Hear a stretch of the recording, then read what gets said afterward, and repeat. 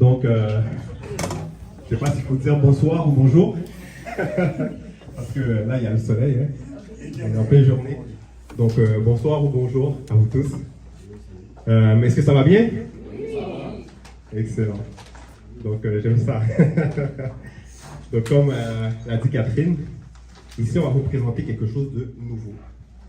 Donc, moi, la question que je vais vous poser avant de commencer, j'aimerais savoir qui ici connaît vraiment son histoire?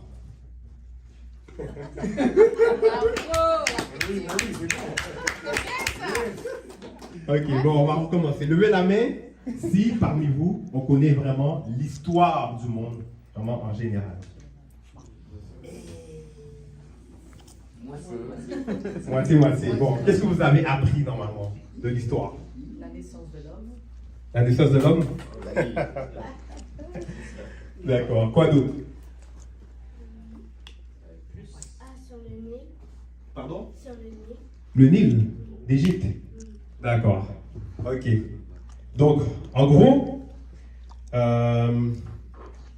levez la main si vous avez appris plus de choses sur les Grecs, les Romains, Napoléon, la théorie de l'évolution, que sur les royaumes africains, les civilisations noires millénaires, autres que l'Égypte antique, parce qu'on parle souvent maintenant de l'Égypte antique. Right? Donc, si vous avez, on va dire, appris plus de choses sur, on va dire,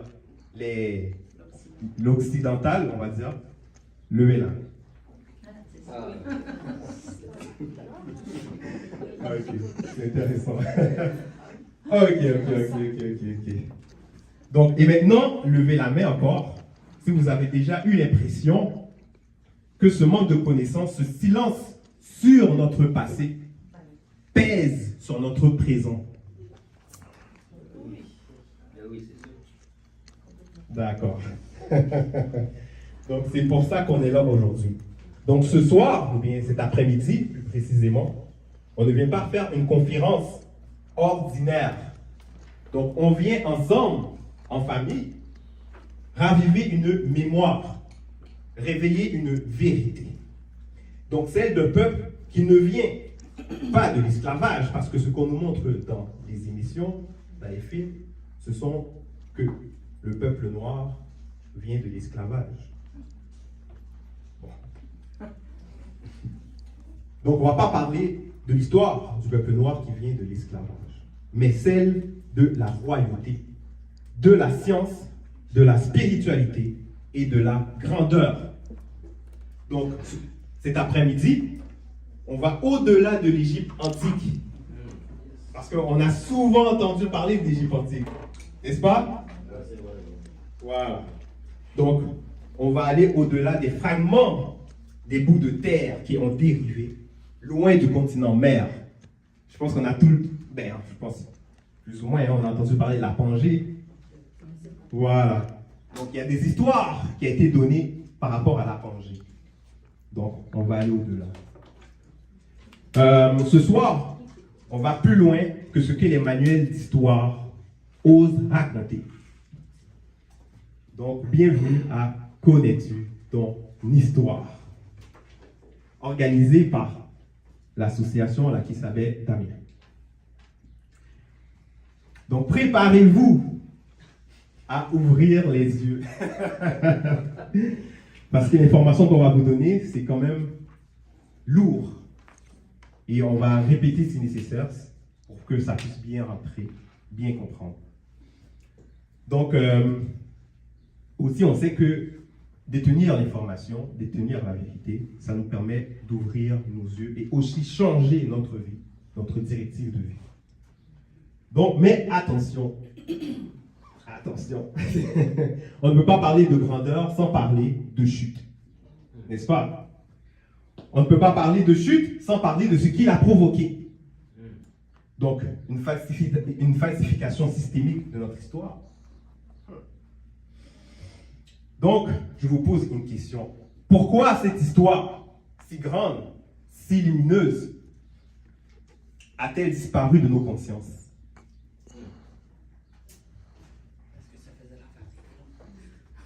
La colonisation. La colonisation. Ouais. Vous avez quand même touché pas mal de points. Mais on va rentrer plus dans les profondeurs, n'est-ce pas? Parce qu'elle a été volontairement effacée, n'est-ce pas? Donc, prenons l'exemple de l'Égypte antique. Quoique, on va aller au-delà, n'est-ce pas? Mais prenons l'exemple de l'Égypte antique. On nous dit que c'est une civilisation noire, brillante, spirituelle, scientifique, extraordinaire. Et c'est vrai. Mais que voit-on aujourd'hui dans les musées? Des statues sans nez. Voilà. Donc les fresques, les hiéroglyphes, beaucoup ont été grattés, repeints, défigurés, recontextualisés. Parce qu'il y a des œuvres qu'on a pu trouver, des monuments, mais ils ont été déplacés à d'autres endroits. Pour faire comprendre que voilà, ça a commencé quelque part d'autre. Donc, pourquoi avoir cassé le nez de ces monuments? Pour montrer, pour pas qu'on reconnaisse que ça vient de là. Oui. C'est la même raison pourquoi ils ont blanchi aussi le visage de ces hiéroglyphes. Donc, ce n'est pas de visage naturel. C'est une stratégie, c'est un effacement programmé. Une volonté délibérée d'effacer l'identité noire des ancêtres pour qu'on ne puisse jamais nous reconnaître en eux. Donc, qu'est-ce qu'on fait ici? Donc, en fait, bon, même avant d'arriver là, on essaie de nous déconnecter de notre héritage propre. On nous a poussé à croire que notre histoire commence avec la colonisation, l'esclavage, ou, le point le plus important, par les singes. Beaucoup de personnes vont croire à la théorie de l'évolution, right? Comme l'homme vient du singe, voilà, c'est un macaque, un bonobo, un chimpanzé, n'est-ce pas? Mais la vérité, c'est qu'elle commence avec la création. Parce que, voilà, en Afrique ancestrale, les ancêtres ne croyaient pas à cette théorie de l'évolution, comme c'est tant prôné aujourd'hui. Donc, et cette falsification ne s'est pas arrêtée qu'aux pyramides. Parce que, voilà, s'il y a eu cette falsification au niveau des pyramides, mais il y a eu quoi d'autre de falsifié, n'est-ce pas? Donc, ce mensonge va plus loin encore, plus loin. Il touche même les textes sacrés.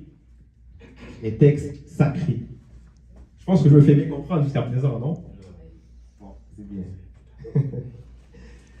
Donc oui, aujourd'hui, on va aussi toucher la Bible. Parce que la Bible, ils vont dire, c'est les Écritures sacrées. Ils vont dire les Écritures, les Saintes Écritures. Voilà, les Saintes Écritures. Voilà, c'est ça. Donc oui, la Bible a été interprétée, elle a été traduite, transformée, jusqu'à essayer de faire disparaître la présence même noire dans les récits fondamentaux.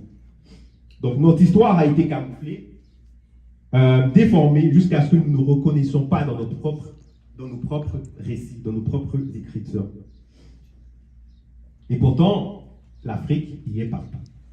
Si, mettons, vous reliez les points, vous allez voir qu'il y est. Donc, déjà, le mot hiéroglyphe, ça veut dire quoi? Hiéroglyphe. Bon, il y a anglais pour ceux qui sont plus à l'aise, mais il y a français ici. Hiéroglyphe, écriture sacrée. Écriture sacrée. C'est ce que veut dire hiéroglyphe. C'est pas un nom africain, c'est lui avec son vrai nom. Voilà, hiéroglyphe, c'est en grec, right? C'est en grec. Mais ça veut dire néanmoins écriture sacrée. Mais il y avait une langue dans laquelle on pouvait dire écriture, sainte écriture, écriture sacrée, et tout ça. Mais bon, on va y aller peu à peu, on ne va pas rentrer dans tous les détails, on va vous présenter néanmoins la base. Donc on voit cette notion de sainte écriture, écriture sacrée. En fait, elle n'est pas propre au monde occidental. Elle est bien avant le monde occidental. Donc l'Égypte antique, dont ses habitants étaient des Noirs, parce qu'il y a plusieurs personnes qui vont dire que c'était voilà, des personnes avec bon, le coderne, voilà, qui sont plus clairs de peau, n'est-ce pas? Ils vont dire ça. Mais c'est qu'ils vont... Voilà. C'est parce qu'ils voient là, présentement en Égypte, donc ils vont penser que c'était comme ça auparavant, mais non. Il y a plein de preuves qui démontrent qu'avant l'Égypte antique, elle était bien noire. Noir charbon. Oui, noir charbon.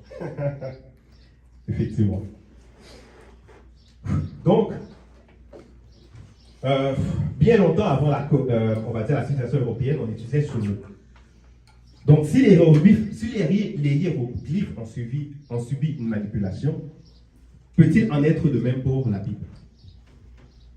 C'est ce qu'on va vous démontrer, car lorsqu'on plonge le regard dans les différentes versions des Bibles, on peut voir que on va dire le peuple noir, ils sont présents dès l'origine des Écritures.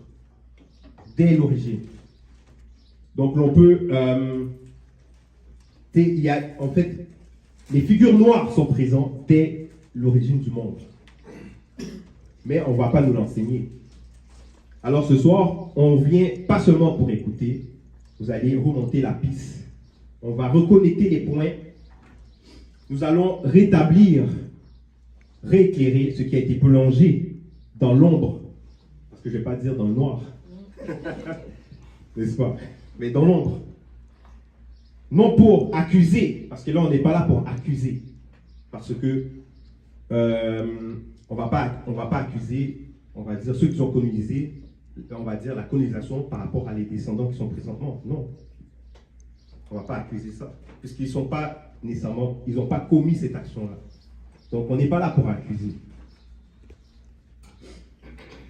mais pour guérir. On est là pour guérir. Parce qu'un peuple qui ne connaît pas son passé est condamné à errer dans un présent qu'il ne connaît pas, qu'il ne comprend pas. Donc vous venez vous approprier, vous venez vous redresser, vous venez vous rappeler qui vous êtes. Car la vraie libération commence par là, par la connaissance de soi, par les racines, par la vérité. Et oui, il y a une vérité.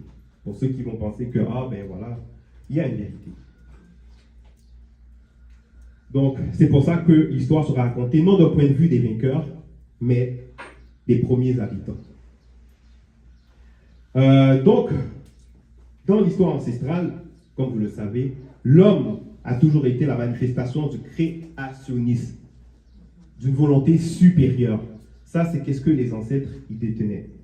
Donc, comme je disais, les théories d'évolution, non, c'était pas comme ça. Donc, une force primordiale. Ce n'est pas les religions dites révélées qui ont inventé ce concept de la créationnisme. Non. Puisque les religions dites révélées, ça date de quoi? Ça date d'après l'histoire qu'ils donnent, hein, d'après les chiffres, les années qu'ils donnent, 6000 ans. 6000 ans. Ils vont dire que voilà. Mais pendant que la science a prouvé que le monde existe, il y a des milliards et des milliards d'années. Donc, même les preuves nous montrent que l'Égypte antique a existé bien avant 6000 ans. Bon. Dans l'histoire du peuple noir, l'homme noir a toujours été le pont entre l'invisible et le visible. C'est parce que c'est lié. C'est lié. Donc il possède une essence sacrée. Voilà, il possède en lui une essence sacrée. Il est dépositaire dans justement cette vérité ancestrale. Il est le dépositaire de la loi, parce que tout commence avec lui. Et de l'ordre naturel. En cela, nous allons vous démontrer avec preuve à l'appui que justement, que l'homme noir, en fait, que l'histoire du peuple noir, qui a été, en fait, qui est écrite dans les Bibles, a été subtilisée, puis ensuite falsifiée. Mais on va vous montrer dans les Écritures. On va commencer avec la constitution physique même du premier homme, qu'ils vont appeler dans les Bibles Adam. N'est-ce pas? Donc, j'espère que tout le monde voit bien hein, sur l'écran. On voit bien? Oui? C'est assez clair ou je me mets de l'autre côté? Ah, c'est mieux? Ok, bon, je vais rester ici. Donc, on sait que dans les Bibles, il y en a plusieurs qui ont peut-être eu juste une version, mais juste pour vous dire, il y a plusieurs versions des Bibles. Il n'y en a pas juste un seul. Il y en a plusieurs, en plus dans différentes langues. Mais même dans une langue, il y en a plusieurs versions. Pourquoi? On va commencer avec Genèse 1, verset 26, dans la traduction 8 secondes, où ce qu'il est dit, « Puis Dieu dit, faisons l'homme à notre image, selon notre ressemblance. » Qu'est-ce qui s'est passé? Quand ici ça dit, « Puis Dieu dit, faisons l'homme à notre image, selon notre ressemblance. » Dans certaines versions, quand on va aller dans Genèse 2, 7, ils vont dire, « Puis Dieu forma l'homme de la poussière de la terre. » Mais il y a d'autres versions. Bon, avant même d'aller dans d'autres versions, quand on va dans le verset avant Genèse 2:7, à Genèse 2:6, ça va dire, mais une vapeur s'éleva de la terre et arrosa toute la surface du sol. Mais si le sol, il a été arrosé, comment est-ce que l'homme peut être formé d'une poussière de la terre? Je pense qu'il y a un problème de logique quelque part, n'est-ce pas? Puisque la poussière, c'est de la terre déshydratée. C'est de la terre sèche, sec. Donc ça ne fait pas de sens. Il y a d'autres versions, comme la traduction à des Filions, ils vont dire, le Seigneur Dieu forma donc l'homme du limon de la terre. Là, oh, il y a quelque chose qui a changé. C'est quoi le limon de la terre? Donc quand on regarde le limon de la terre, le limon, quand on recherche, vous pouvez vérifier ça, quand vous faites des recherches, ça vient du cru du Nil, en Égypte. Donc ici, ça dit, le cru du Nil qui avait lieu chaque été et qui apportait le limon noir permettant la culture de ces rives, est resté longtemps un phénomène inexpliqué. C'est de ce limon noir que vient le nom antique de l'Égypte, Kémet, qui veut dire la terre noire. Donc ici, on voit qu'il y a déjà un gain de cause ici. Une logique que dans certaines versions, ils ne vont pas démontrer. Si dans Genèse 2, 6, de l'eau est tombée sur toute la surface du sol, ça ne peut pas être de la poussière. Mais le limon, c'est de la poux. C'est de la terre humide, hydratée. Et ce n'est pas n'importe quelle terre. Ce n'est pas de la terre humifère, là, par rapport à la décomposition des matières et puis tout ça. Non. C'est de la terre. C'est la terre fertile. Ce n'est pas issu de la décomposition. Donc, ce qui meurt. Et c'est noir. Donc, c'est comme quelqu'un qui fait de la poterie. Quand il façonne un vase avec une poterie particulière, que ce soit l'argile gris, peu importe, ça va donner la couleur même de l'argile, à moins qu'il le peinture, voilà. Mais le corps ici, du premier homme, a été construit avec le limon noir. Et ce limon-là, on le retrouve en Égypte, donc en Afrique. Donc ça, déjà, c'est l'un des premiers points par rapport à l'homme, sa composition physique. Donc, le Seigneur Dieu forma donc l'homme du limon de la terre et souffla sur son visage un souffle de vie et l'homme devient vivant et animé. Donc, ensuite, on va aller maintenant sur le deuxième preuve fait pour montrer que l'histoire de la Bible, c'était en Afrique. On va parler maintenant du pain. Pain. Je pense que vous savez c'est quoi le pain, n'est-ce pas?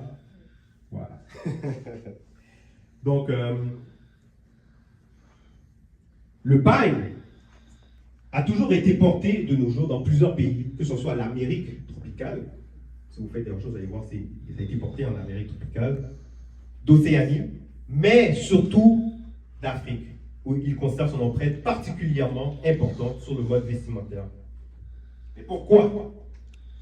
Il faut comprendre pourquoi est-ce que elle est concentrée en Afrique, mais elle a aussi impacté d'autres endroits, comme l'Amérique, etc. C'est pour ça qu'on va parler on va parler de l'histoire avant la dérive des fragments du continent. Il ne faut pas oublier ça. Donc, pourquoi est-ce que les autres personnes sur d'autres bouts de terre, ils ont aussi conservé ce mode vestimentaire de pain? On va pouvoir vous l'expliquer après. Mais ici, on va aller dans Genèse 3, 7. Ici, ça dit, alors les yeux, dans la Bible de la liturgie, ça dit, alors les yeux à tous les deux, parce que l'homme a été créé, la femme a été extirpée de lui. Voilà. Fait que quand une partie est extirpée de l'homme, ça va, on va dire, et puis l'homme était noir, une partie est extirpée de lui, automatiquement, ça va être une femme noire aussi. Voilà. Fait que là, ici, on parle de quand les yeux à tous les deux s'ouvrirent et ils se rendirent compte qu'ils étaient nus, ils attachèrent les unes aux autres des feuilles de figuier et ils s'enfuirent des pains. Il y a des versions qui ne vont même pas dire pain, ils vont dire ceinture. Parce qu'ils ont essayé de camoufler justement cette vérité. Mais ici, on voit le mot pain. Et ce mot de pain là, on peut le retrouver dans plusieurs autres chapitres, livres de la Bible, etc. Mais maintenant, vous voyez, les pains, à quoi ça ressemble. On a aussi un exemple de pain. Donc voilà. Donc ça, c'est un autre encore, d'autres preuves qui montrent que, justement, les Écritures vont dire, qu'ils ont pris, qui nous présentent en ce moment, ça parle du peuple noir. Ensuite, on va parler de la femme. Tu sais, on parle que, la naissance même de la femme, la création de la femme. Certaines versions vont dire que la femme, elle a été créée du côte. Bon, c'est quand même utopique comme façon de voir ça. Côte. On ne va pas voir la femme, elle est juste une squelette. N'est-ce pas? Fait que la femme, elle est constituée de corps. Le corps, il y a la chair, il y a tout, on va dire, il y a tout un métabolisme, n'est-ce pas? Donc, certaines versions vont dire ici, donc, alors Yéhoua, l'être des êtres, laissa tomber un sommeil profond et sympathique sur cet homme universel qui s'endormit soudain. En rompant l'unité de ses enveloppes extérieures, il prit l'une d'elles et se revêtit en forme et de beauté corporelle, sa faiblesse originelle. Donc ici, ça veut dire qu'il prit l'une d'elles. Il ne va pas nécessairement dire la côte, voilà, mais ça fait comprendre qu'il y a une substance qui a été prise, ce qui normalement est logique avec même ce que la biologie nous enseigne, quand on comprend que l'homme il est quand même porteur de cette décision de l'embryon, que ce soit mâle ou femelle, bon. Homme ou femme. Mais maintenant, tout ça c'est pour faire comprendre que l'homme a été créé, la femme elle a été extirpée de lui. Et c'est ensuite qu'il y a eu, on va dire, une progéniture. Donc il y a eu un peuple qui a commencé à sortir de eux. Donc en cela, on va maintenant parler de cette descendance. Et pour parler de cette descendance, on va aller toujours dans Genèse 4, versets 1 à 2 et 25, où ce que ça dit, de son union, là ils vont le nommer Adam, Ève, mais on s'entend là, ça c'est pas les noms, c'est pas des noms noirs. Bon, on va faire quand même avec, mais c'est pas des noms noirs. De son union avec Adam, Ève, sa femme, devient enceinte, elle mit au monde Caïn et dit alors, j'ai conçu un homme grâce au Seigneur. Donc ici, il est logique que ces descendants étaient des Noirs, right?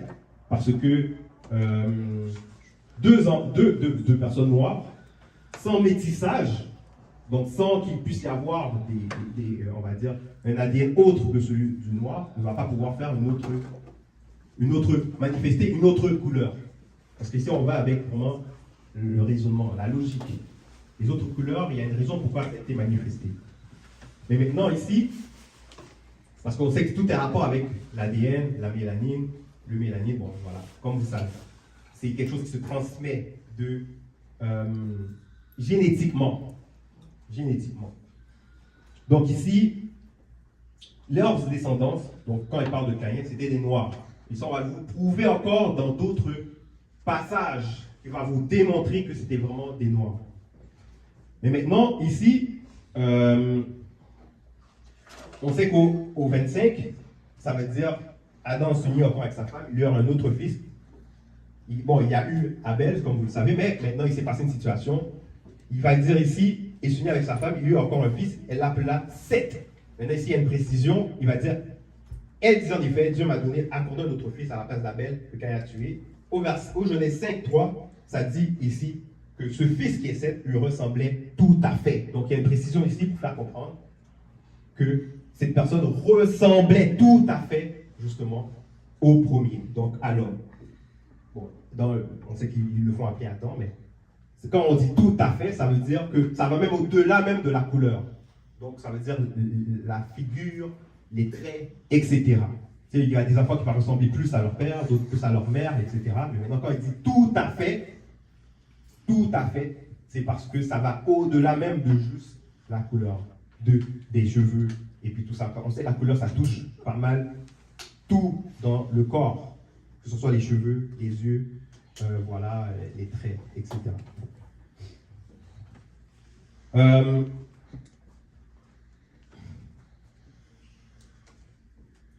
Donc, ça, c'était concernant, on va dire, la progéniture. Maintenant, on va continuer plus loin avec la progéniture, mais avant d'aller avec la progéniture, on va maintenant regarder les endroits géographiques. Parce qu'on s'entend, le premier homme, la première femme, ils étaient... là, on a montré qu'ils étaient noirs, mais maintenant, où étaient-ils situés? Est-ce qu'il y a des preuves qui montrent l'endroit où ils étaient situés? Donc, on va aller à ce niveau-là. Mais maintenant, jusqu'à présent, est-ce que vous suivez bien un peu l'information qui a été donnée? Est-ce qu'il y a des questions par rapport à ces informations-là?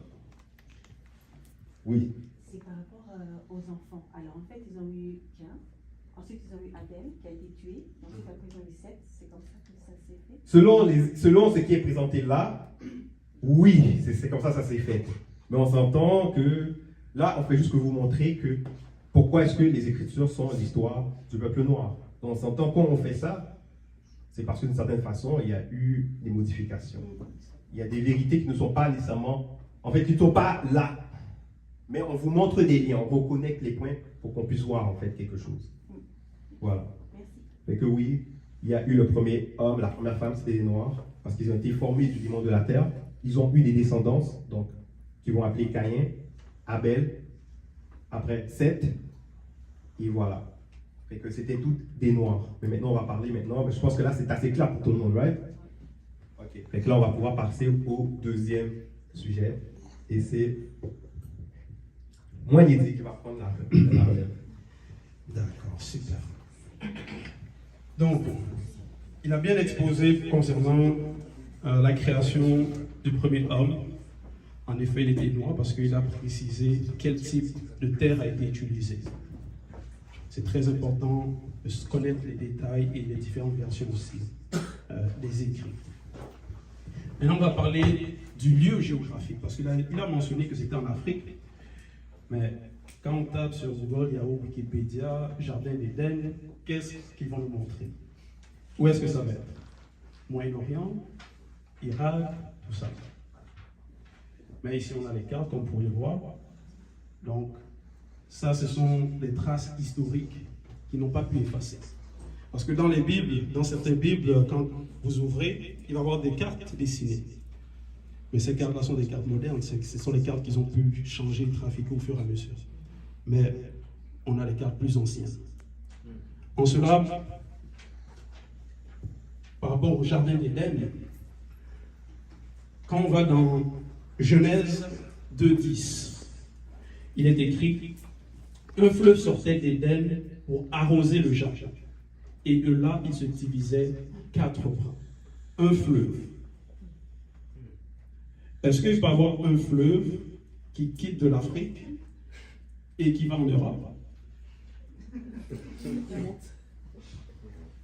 Ou qui va en Amérique? C'est un fleuve et il se divisait. Donc il restait, ces fleuves-là sont néanmoins connectés. Au verset 11, donc dans la suite, dans la traduction d'Arby, il est écrit: le nom de la première est Pichon. C'est elle qui entoure tout le pays de Avila. Parce qu'il y a aussi parfois ces rivières. Voilà pourquoi c'est ici. Le nom de la première est Pichon, c'est elle qui entoure tout le pays de Avila, là où il y a l'or. Maintenant la question est, qui est ce Avila? Qui est Avila qui est mentionné ici? Dans Genèse 10:1, pour connaître l'origine de ce personnage, parce que c'est entoure son pays, qui est-il? Ce sont ici les générations des fils de Noé, Sem, Cham et Japheth. Il leur naquit des fils après le déluge. Genèse 10:6. Les fils de Cham ou Cam furent Couche. Qui est Couche? C'est pas un royaume. C'était un royaume en effet. Et dans d'autres traductions aussi, c'est l'Éthiopie. C'est l'Éthiopie Couche. Donc, les fils de Cam, le premier c'est Couche et Égypte. Donc ce sont des frères. Mais l'Égypte, vient après l'Éthiopie. Poud et Canaan aussi. Au verset 7, les fils de Couche, donc de Éthiopie, Séba, Avila, qui est mentionné dans Genèse 2, 11, par rapport au fleuve, que le premier fleuve, la première de cette rivière, entourait le pays de Avila. Et Avila est descendant de l'Éthiopie de Couche. Et les Éthiopiens, ce sont des Noirs. Maintenant, si je vais dans la diapositive un peu après, par rapport à même Avila, parce que dans différentes traductions, c'est Daphila. Et ici, dans cette carte, on voit ici Daphila. Donc, son nom apparaît dans les cartes. Maintenant, et comme j'ai mentionné, il est fils de l'Éthiopie, Couche. Et ici, dans cette carte, ici, on voit, pour savoir déjà où est l'Éthiopie, parce que l'Éthiopie, actuellement, on peut me montrer, c'est vers l'est, mais comme il a mentionné, c'était des royaumes. Et avant aussi, ça couvrait des grands territoires. Et dépendamment des périodes, les civilisations, ça peut prendre de l'ampleur ou ça peut aussi diminuer. Mais ici, dans cette carte, c'est l'Éthiopie. Et dans d'autres cartes, toute l'Afrique même, c'était l'Éthiopie. C'était Couche. C'est comme ça que c'est appelé.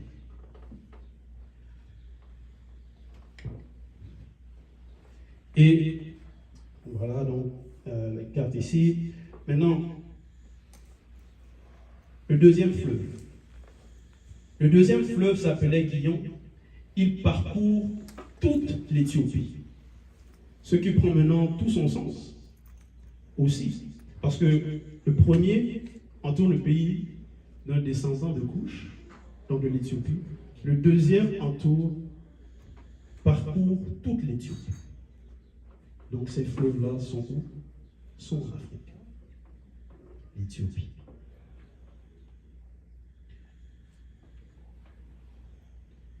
Et pour prouver encore que les Éthiopiens ce sont des Noirs, la Bible même le confirme. Un Éthiopien peut-il changer la couleur de sa peau? Ici dans Jérémie 13, 23. Un Éthiopien peut-il changer la couleur de sa peau? Un léopard, les taches de son pelage. Les taches de léopard sont de quelle couleur? Un Couchite peut-il changer sa peau? Ou un léopard ses taches? Traduction écuménique de la Bible. Un noir, au lieu de Couche, au lieu d'Éthiopie, cette traduction, c'est un noir qui apparaît, par rapport au même verset. Un noir peut-il changer le peau? Donc, les Éthiopiens qui sont mentionnés bibliquement, ce sont des noirs. Et ici, dans la Bible du rabbinat français Allocan, ils utilisent ici le nègre peut-il changer sa peau? La panthère, c'est rayure. Bible a noté de Neuchâtel un mort, les morts. Pour ceux qui ont un peu étudié par rapport en Europe, tout ça là, comment ils ont influencé ces civilisations, comment ils ont conquis aussi les territoires. C'était les Noirs aussi. Ouais. Donc les morts, ce sont des soldats. Donc voilà. Et Couche, donc Coucha, Nubie, ça c'est donc d'autres appellations aussi par rapport au même peuple, même territoire. Voilà aussi. Et vous voyez ici Couche, Daphila, qu'on pouvait voir. Donc ça, ce sont des cartes très très importantes d'avoir. que si quelqu'un vient dire non, c'est en Irak, c'est au Moyen-Orient, on a les preuves, on a les traces que non, c'était bien en Afrique. Nous avons les liens de ces cartes-là pour ceux qui voudront les avoir aussi, les télécharger. On pourra vous envoyer les liens, les avoir. Ici, par rapport maintenant au troisième fleuve, le nom du troisième est le Tigre de Pau. Si un des fleuves est en Afrique, tous les fleuves sont en Afrique. Mais néanmoins, on va aller pour montrer que ce n'est pas que l'on pense que non, c'est ça. Ce n'est pas des suppositions qu'on apporte. Le nom du troisième est le Tigre. Il coule à l'est de la Syrie. Maintenant, certains vont se dire la Syrie, c'est où est-ce que c'est au Moyen-Orient, en Irak, tout ça là, en Mésopotamie. La Mésopotamie antique, c'était en Afrique. Parce que ce qu'il faut savoir, c'est qu'ils vont prendre des noms, des lieux, et ils vont ensuite les amener dans d'autres territoires. C'est ça qui se passe avec dans l'histoire. La ville de New York, ils vont dire New York, Nouvelle-York, parce qu'il y avait une ancienne avant. York, en Europe. Mais New York maintenant, c'est aux États-Unis. Donc, pour trouver qui est l'original et qui est le copieur, qui est le nouveau, qui est celui qui a usurpé le prix. Et ici, par rapport au tigre, idéquel, on voit ici donc en Afrique, tigre. Tigre. Et encore une autre carte.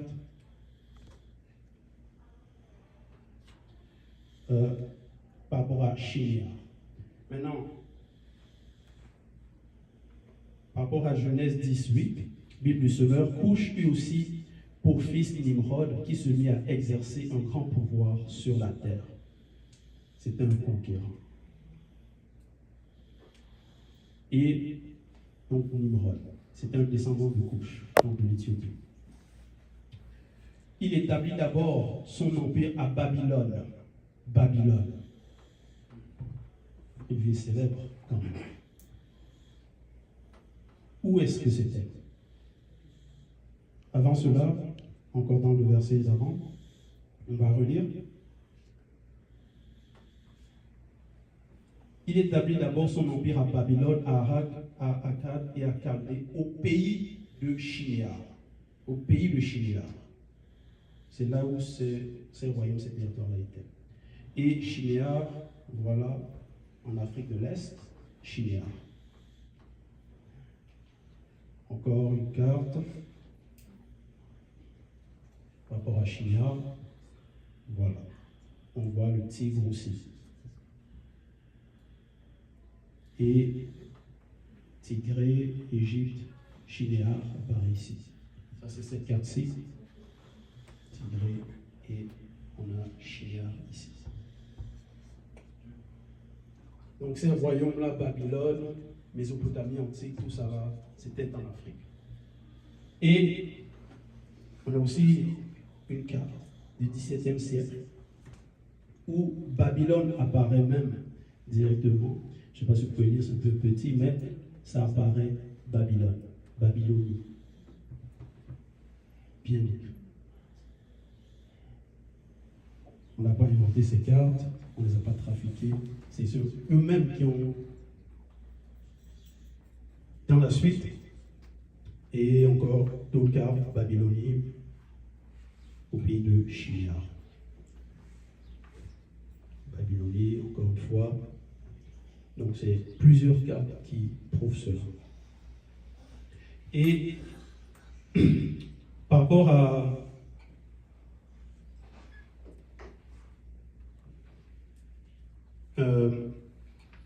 Nimrod, de ce pays-là, il sortit vers la Syrie, il bâtit Ninive, la ville de Rehoboth Kala. Et concernant maintenant le quatrième fleuve ici dans Genèse 2,14, c'est l'Euphrate. L'Euphrate. Et ça, c'était aussi en Afrique, comme j'ai mentionné, tous connectés, tous reliés. Donc, ça, c'est les cartes les preuves, les traces concernant le jardin d'Éden. Où est-ce que c'était? C'est parce qu'il y a un fleuve qui sortait de là, qui entourait le jardin et se divisait, il parcourait les territoires. Et ces territoires-là, c'était en Afrique, tous. Donc la base même, où le premier homme qu'il a mentionné, qui a été créé, c'était en Afrique. Il était un noir. Ça, c'est ce qu'ils essayent de cacher dans, comme j'ai mentionné au début, quand on Google Adam et Ève, ils montrent des blancs, majoritairement bien un peu métissés, tout ça. Et l'homme noir, où est sa place là-dedans? D'où est-ce qu'il vient? Donc voilà, par rapport aux cartes, est-ce que vous avez des questions, des compréhensions, réactions concernant ce passage-là, où était le jardin d'Éden? Oui? De base, la carte, elle n'est pas à l'envers.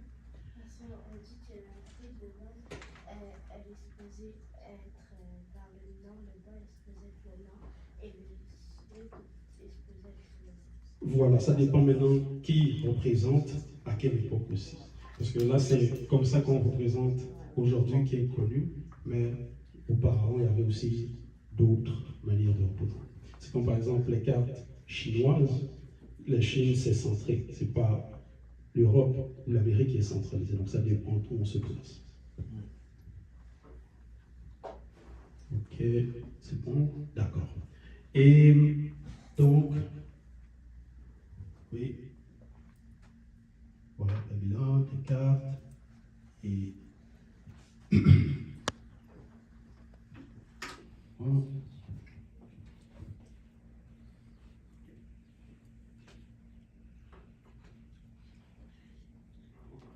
Donc, on va encore montrer plus de preuves, toujours dans les écrits, et aussi avec encore d'autres cartes. Et donc, ça va être la prochaine partie, le frère Béni. Voilà.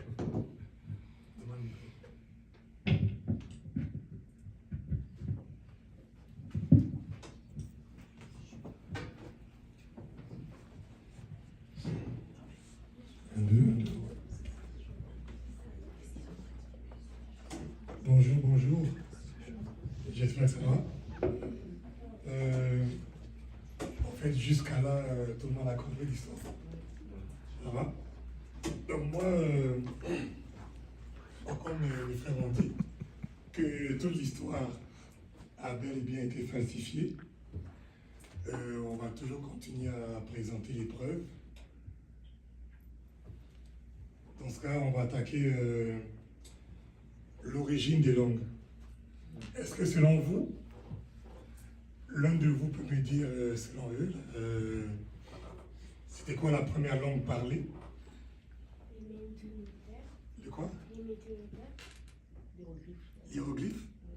Bien avant. Bon, Il y en avait encore. ouais, quand même. Qui d'autre peut savoir c'était quoi les premières langues, la première langue parlée, en fonction de ce que vous avez entendu?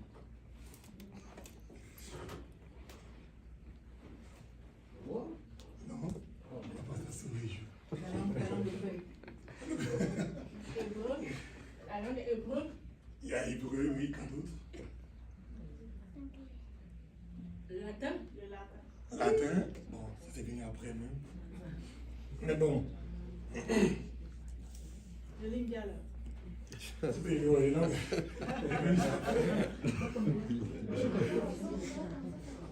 bon, aucun de vous n'est au moins informé en fonction c'est quoi la première langue parlée? Non? Mais c'est pas grave, on va décortiquer ici. Selon les historiens, d'autres disent que la langue sumérienne est la première langue, une des premières langues. D'autres disent, il y a quoi d'autre encore? Il y a... On parle du grec. Oui, de grec, oui, exactement, les grecs anciens, le latin pour certains. Égyptien. Oui, Égypte ancien aussi. Mais bon, on va voir lesquels. Dans Genèse 11, 1, ça dit quoi? dans la Bible du Seigneur, version. À cette époque-là, tous les hommes parlaient la même langue et tenaient exactement le même langage. Il y a plusieurs traductions. Hein. Toute la terre avait une même langue et des paroles semblables. Bon, je ne vais pas lire toutes les versions, mais vous pouvez voir au moins, déjà là. Donc, ça vous mentionne qu'au départ, lorsque la population raconte, désolé pour ma voix parce que j'écris beaucoup au sport. Je donne des cours de sport, donc j'écris et à la fin, c'est moi qui subis. Ok, bon. Toute la population parlait ne plus une seule langue, le même langage. Il y a d'autres versions, ça dit même, et les mêmes expressions. Ça veut dire qu'au départ, le premier homme, si on se fie à la Bible, Adam et Ève parlaient la même langue. Les enfants, Caïn, Seth, Abel et toute la civilisation, la génération, avaient qu'une seule langue, même langage et même les mêmes expressions. Maintenant, qu'est-ce qui s'est passé? C'est une bonne question. Qu'est-ce qui s'est passé? Oui, ça viendra. Pour que le temps est venu, à un moment donné, où plusieurs personnes ont commencé à adopter d'autres types de langues ou de langage ou même d'expression. Next. Bon, là nous sommes dans Genèse 11, 1. Ça dit quoi? Version, traduction écrite de la Bible. La terre entière se servait de la même langue et des mêmes mots. Or, en se déplaçant vers l'Orient, les hommes découvrirent une plaine dans le pays de Shinéar, où ils habitèrent. Bon, Shinéar, on doit montrer assez où. Tout s'est passé dans l'Afrique. Ils se dirent l'un et l'autre, allons moulant des briques et cuissons-les au four.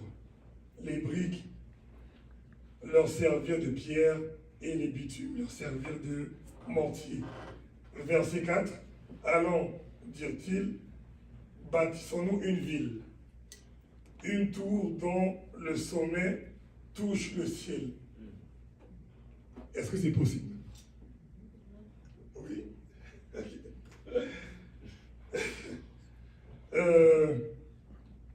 Sur le ciel. Faisons-nous un nom afin de ne pas être dispersés sur toute la surface de la terre. Donc, tout ça est arrivé parce que le fait qu'on parle tous la même langue, même expression, ça crée, on va dire, ça unit une harmonie entre le peuple. Ça veut dire la paix. Il n'y a personne qui a une idée contraire à une autre en fonction de sa culture ou sa langue ou ses expressions. Vous voyez, je souffre.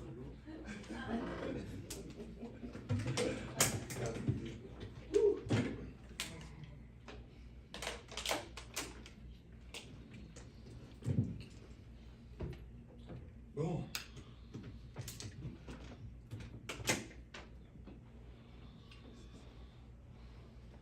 C'est ça, donc, comme je disais, tu passes au prochain, tout le peuple avec une seule langue.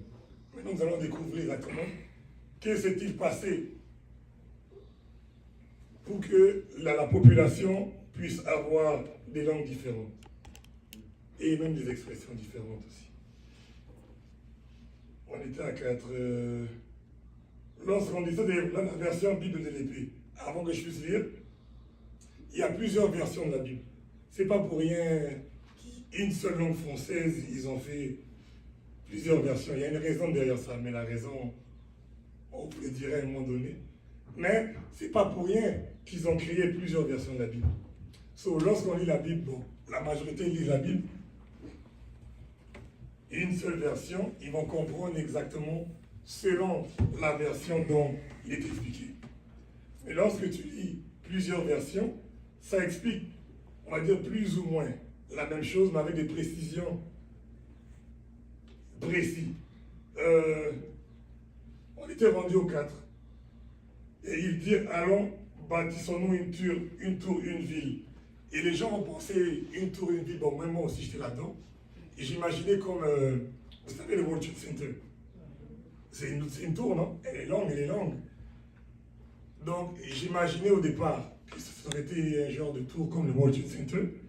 Mais la version Bible de l'épée précise c'était quoi la tour qu'ils ont bâtie. Ça dit, et quoi? Une pyramide. La version Bible de l'épée précise exactement c'était quelle tour qu'ils ont bâtie. Et lorsque nous voyons, vous savez c'est quoi une pyramide, non? Ouais, tout le monde sait c'est quoi une pyramide. Next, voilà une pyramide. La fameuse pyramide qui est placée un peu dans, majoritairement en Afrique, en Égypte aussi on a ça. Il y en a aussi un peu en Australie, un peu en Chine, mais bon, oui, oui, exactement. Voici la tour cette pyramide dont ces gens-là ont bâti. Et on a souvent appris, qu'à cette époque-là, reculer, il n'y avait pas la notion de la roue. Les gens ne savaient pas c'était quoi une roue, c'était quoi, on va dire, un feu, comment on allume un feu. Mais à cette époque-là, ils avaient l'intelligence de faire une pyramide. Remets encore la photo. Il faut... remets. Laisse, il a visualisé. Lorsque vous voyez la pyramide, à cette époque, ils avaient l'intelligence de bâtir une pyramide. Aujourd'hui, nous sommes en 2025. Avec la technologie qu'on a. Sont-ils capables de reproduire ça? Non. Donc ça démontre déjà l'intelligence que ces gens-là, cette population, cette civilisation, ils avaient. Aujourd'hui, on voit les Égyptiens en Égypte, les pyramides. C'est rendu comme genre un monument, là. C'est genre, les mondes font la visite. Mais avec la technologie qu'ils ont, aucun est capable de reproduire. Mais à cette époque, on vous démontre que cette population, ils parlent la même langue, même expression, et ils avaient l'intelligence de faire une pyramide. Donc c'était dans la tour, bon, ils vont dire d'autres vont dire tour de Babel, mais la précision Bible de l'épée précise, oui, que cette tour de Babel, entre guillemets, c'était une pyramide qu'on retrouve un peu dans certains coins du pays. Même au sud, hein. Oui, non, au sud, mais on va expliquer pourquoi ça s'est dispersé. Ça bien, mais c'est bien, c'est une bonne question. Ça viendra pourquoi maintenant c'est un peu éparpillé là. Ouais. Puis quand on continue, la suite, faisons-nous une... Quelle version, ouais. De peur que nous soyons dispersés, c'est où encore, ouais, c'est là. Passons une ville et une pyramide, tour, dont le sommet soit dans le cou, dans les cieux, et faisons-nous une réputation de peur que nous ne soyons dispersés sur toute la terre. Verset 5. Et l'Éternel, sous la forme de Melchisédek, descendit pour voir la ville et la pyramide qu'avaient bâti les fils d'Adam. Donc déjà, on vous montre déjà l'intelligence qu'ils avaient. C'est pas comme dans les films, où on vous montre que les premiers hommes, les hommes de Cro-Magnon, ils ne savaient pas comment faire un feu et de prendre des roches. Non, là on vous montre, à cette époque-là, ils étaient intelligents. Super intelligents. Bon, je continue. L'Éternel dit, voici, c'est un seul peuple. Ils ont tous le même langage. Voilà ce qu'ils commencent à faire. Et maintenant, rien ne les empêchera d'exécuter tout ce qu'ils ont projeté. Allons, descendons, débordons leur rive, en sorte qu'ils ne se comprennent plus le langage de l'un et l'autre. Déjà là, bon, si vous comprenez, voilà l'origine, la source où les autres langues ont commencé à se manifester. Le pourquoi et le comment. Ça veut dire le fait que le peuple on bâtit une tour. Mais il y aura une... Pourquoi? Ça sert à quoi? Bon, on dirait plus tard. L'Éternel est venu, il les a confondis, et il a dit quoi? Descendant, débordant leur rive, en sorte qu'ils ne se comprennent plus le langage l'un et l'autre. Et l'Éternel fracassa en fragments toute la face du continent. Ça veut dire, au départ, il n'y avait qu'un seul continent. Il n'y a pas de map complet ici, hein? Non. Bon, lorsque vous regardez le map de la classe, le map selon ce qu'il nous présente, vous observez que les continents peuvent se coller. Vrai ou faux? Oui, exactement. Parce que pour dire avant, il y avait juste un seul bloc. Donc, l'origine des langues, ainsi que les continents, est venue exactement à cette époque ici. Parce qu'il dit quoi? Que l'Éternel fracassa en fragments toute la face du continent, pas du continent. Ça veut dire qu'il n'y avait qu'un seul continent. Et c'est de là où, comme tu as dit, là, on retrouve les pyramides même au sud, oui, exactement, parce que ça s'est dispersé. Et aujourd'hui, tu fais un next. Ouais. Remets la pyramide. Non, j'aime ça voir ça. Maintenant, lorsque nous voyons la pyramide, parce que aujourd'hui, là, ils ne peuvent pas l'imiter. C'est impossible. Même en 2030, 40, ils ne pourront pas. Parce qu'il y a... Cette population avait un savoir, bon, on appelle ça un savoir oublié, qu'aujourd'hui, pour le moment, on ne mérite pas. Parce qu'au fil du temps, il y a une dégradation de la population. Bon, en fonction de la culture, les tribus, ça peut disperser le peuple. Donc, le savoir s'est aussi mêlé. La majorité des gens, bon, une très très grande partie des gens n'ont plus la connaissance exactement comment reproduire. Ils sont allés en Égypte parce que la connaissance vient de l'Égypte. Bon, pour les historiens, la majorité de leurs connaissances viennent en Égypte. Ils sont en Égypte, ils ont pris des livres, bref, comme l'autre fois a expliqué, ils ont cassé le nez du Sphinx pour qu'on ne remarque pas qu'il avait le nez d'un noir. Tu sais, nous les Noirs, nous avons les nez... C'est l'armée Napoléon. Exactement, oui. Ils ont tout pris l'histoire, mais ils n'ont jamais su être capables de reproduire la pyramide. Donc ça démontre la technologie, le savoir assez très avancé à cette époque dont la population ils avaient. Qu'aujourd'hui, ils refusent de nous expliquer ça. Non, on préfère dire que c'est des extraterrestres. Des extraterrestres, exactement. Tout ça pour dénigrer l'intelligence de l'homme noir à cette époque-là. Comment ils étaient, exactement. Pour dénigrer, pour montrer que toujours les noirs, on est les derniers, que ceux qui nous ont appris. Next. Oui. Maintenant, c'est la preuve de la technologie qu'ils avaient. Parce que d'abord, avant de parler de la technologie, je vais me mettre mise en situation. Selon vous, croyez-vous que, bon, on va parler selon de la Bible, lorsque l'Éternel, le Créateur, a créé l'homme, manifesté l'homme, croyez-vous que cet homme-là était un homme qui était, on va dire quoi, mal instruit, n'était pas instruit? Il ne savait pas c'était quoi une roue, il ne savait pas c'était quoi les mathématiques. Donc pour lui, il devait vivre dans la caverne et que c'est au fil du temps que l'homme devient intelligent. Parce que si vous lisez bien les histoires, là, ces gens-là, ils avaient les visites des anges, des entités qui venaient les voir.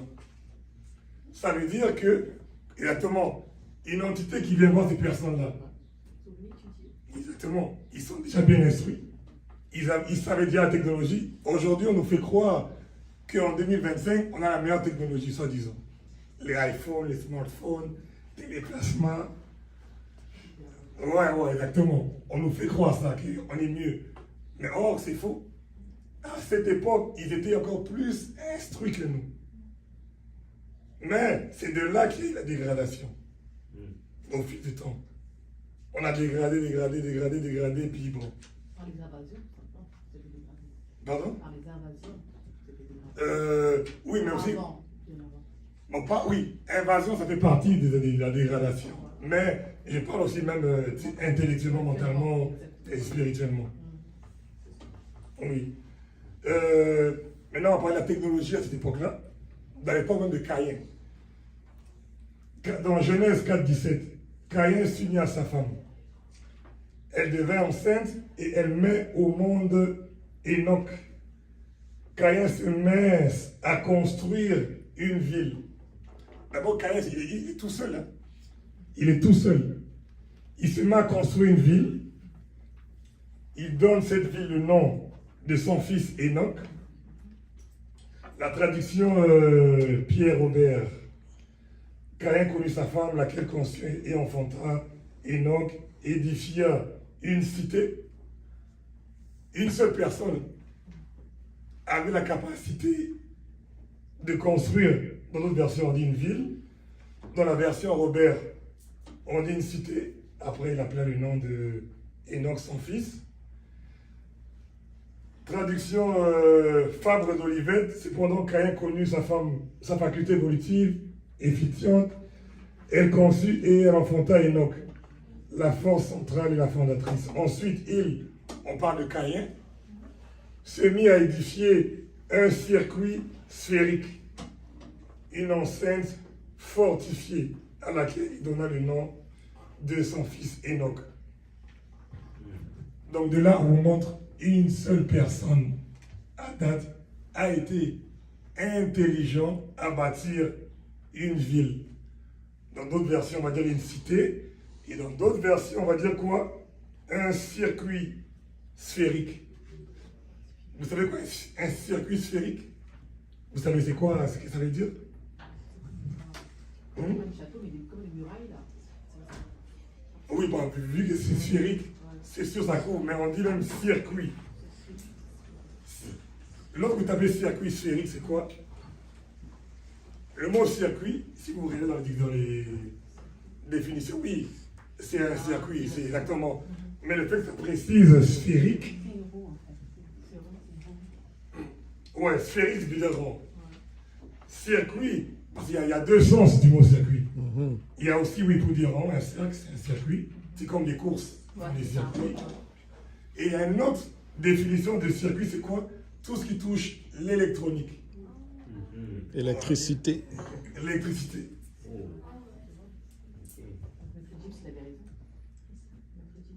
Oui, de ce côté-là, ouais. De ce côté-là, ouais. Ouais, moi, je crois que j'avais entendu ça. Donc, ça c'est un exemple. Vous savez, ça, on trouve le monument, le dessin en Égypte. Oui, exactement. Et lorsqu'on présente l'image en 3D, vous voyez, les images. Ouais, à cette époque-là. Ça, c'est l'histoire que, vous savez, ils ont tout fait pour enlever ça. Pour essayer de nous cacher, de montrer la vérité en disant que la civilisation ne vient pas de nous. L'intelligence, le savoir, tout ce qu'ils savent ne vient pas de nous. Ça vient de eux, mais c'est aussi faux. C'est pour ça qu'on appelle miracle grec. C'est tout un miracle. Ouais, pour eux, exactement. Oui, parce que les Grecs, oui, c'est là qu'ils sont allés pour apprendre l'histoire. Next. Oui, ça là, bon, arrêtons là. Vous voyez, bon, ça c'est encore une des images qu'on voit dans les. Comment on appelle ça encore? Pyramides, là. Je sais dans les réseaux sociaux, mais je ne sais pas si c'était vrai ou pas. Oui, c'est vrai. Oui, non. Ah, ok. C'est vrai. À cette époque, vous voyez les images? Regardez. C'était quoi ça? Tu vois bien? C'est quoi? Quelle image tu vois? Ça ressemble à quoi? Exactement. Hélicoptère, sous-marin. Oui. Ils étaient déjà avancés à cette époque-là. Aujourd'hui, on veut nous faire croire que c'est notre époque qu'on est avancé. Mais c'est faux. Eux, ils avaient déjà l'intelligence absolue. Ouais, l'hélicoptère, sous-marin, bateau. Ouais. Je pense que c'est tout, il y a plus d'informations. Parce qu'il y a d'autres images, mais on n'avait pas rempli l'ordi. Donc, déjà là, bon, avant que je continue, y a-t-il des questions? Questions avant que j'avance? Ou c'est clair là pour tout le monde? Pas de questions? Forcez pour avoir des questions. Non, vas-y. Est-ce qu'on a aussi parlé du fait qu'il y avait une ou plusieurs pyramides, je ne me rappelle plus, divisées d'étoiles en nature? Quelle étoile? L'étoile. Sirius. Ah, ok, ouais. Mais je te répondrai dans un plan. C'est bon question. Technologie. Donc là, on a fini avec la technologie.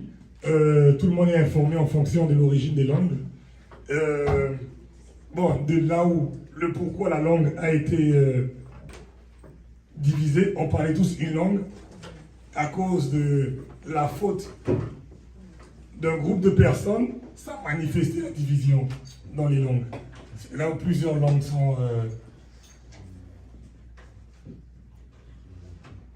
Maintenant, une des questions qu'il faut savoir, maintenant, c'était quoi la première langue?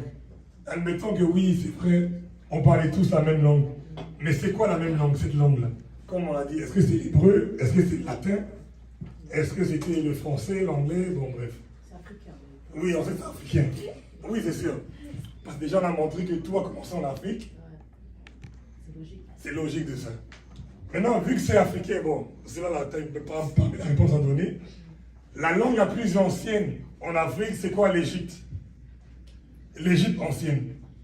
Parce que l'Égypte ancienne, pour beaucoup des historiens, des chercheurs, ils s'arrêtent toujours à l'Égypte parce que pour eux, l'Égypte est la première civilisation. Parce que c'est de là où eux, ils ont eu leur savoir. Et puis, C'est vraiment au Soudan. Exactement. Ouais. Ouais. En haut, mais c'est vraiment au sud. C'est le Soudan. Vers le centre. Mais pour eux, vu que selon leurs limitations, ils vont s'arrêter à l'Égypte ancienne. L'Égypte est la première civilisation et c'est de là où est venu donc. Maintenant, lorsque on compare la langue de l'Égypte ancienne et le Douala, c'est deux, bon, parce que le Douala c'est aussi une autre civilisation. Et c'est même venu même avant l'Égypte. L'Égypte est le petit frère. Oui. Parce que l'Égypte a une naissance. Si vous avez, bon, vous avez suivi, mais je vous rappelle, lorsque mon frère Moinedi a mentionné la lignée de Noé, là, il a dit quoi? Il y avait Canaan, Couche, et Égypte. Ça c'est, oui, donc du grand frère au petit frère. Chaque personne, bon, chaque membre ont bâti leur propre civilisation. Égypte est venu après, parce que c'est le petit frère, il est venu après, après, et le dernier. Mais avant Égypte, la première était le Douala, parce que je dirais pourquoi aussi le Douala. Mais lorsqu'on compare la langue Douala avec la langue ancienne Égypte, on peut observer la similitude des mots. C'est un peu comme on compare le latin avec le français, le latin avec l'anglais, le latin avec l'espagnol. On voit la similitude des mots qui ressemblent au latin. C'est là on peut savoir que ces langues-là viennent du latin. C'est un peu le même principe. Lorsqu'on voit le Douala, le soleil levant, en Douala on dit Etoum. En Égypte ancien on dit Atoum. Carbonisé, en Douala on dit Kamsé. En Égypte, on dit Kam. Donc, pays, Ekombe, Égypte, on dit quoi? Kombo. Oui, Ekombo, excuse-moi. Ekombo, Komombo. Femme, Mouto, Mout. Oui, et ainsi de suite. Mais vous voyez bien au moins la traduction, hein? Tout le monde va bien avec l'image. Donc, de là, on peut savoir que le Douala est la première langue parlée avant les autres civilisations. Maintenant, pourquoi le Douala? Bon, il y a d'autres ici aussi. Mais aussi le Wolof et tout ça, le Peul aussi, dans ma langue aussi, il y a beaucoup de similitudes avec les Égyptes anciennes. Et exactement. Comme Oui. Noir, c'est aussi le nom du Kroum. Exactement, ouais. Vraiment, ouais, c'est- Donc tu vois exactement. C'est là où sort. Parce que toutes les langues parlées, Ouais. elles sortent tous du Douala. C'est comme si ils ont extirpé une petite partie de l'essence Douala. Ok. Ça manifestait d'autres Ça langues. fait partie. C'est de là où on voit il y a tu sais, la similitude des. Ça, je savais pas. Parce qu'il y a même des mots au Douala, bon. Vu que c'est dans le cahier, je ne peux pas passer à tout le monde, mais Oh, ouais. peut-être prochainement on le mettra ici. Il y a même des mots au Douala que l'anglais aussi, c'est similitude à l'anglais. Je peux donner un exemple. Je vais donner ici. C'est comme Douala, le savon. En Douala, on dit quoi? Soapy. En anglais, on dit soap. Quoi d'autre? Location. Tu sais, louer quelque chose. En Douala, on dit quoi? Renti. En anglais, on dit rent. Cuisine. En Douala, on dit kitchen. Anglais, kitchen. Tu vois, donc le lait. Douala, on dit miliki. Anglais, milk. Donc, tu vois, il y a une dérive, ouais, il est parti des sens. Et maintenant, que veut dire Douala? Parce que vous savez aussi pourquoi Douala, pourquoi pas. Lingala.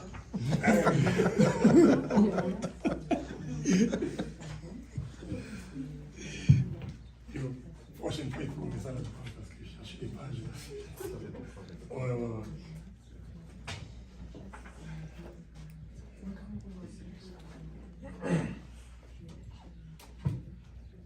Ok, voilà.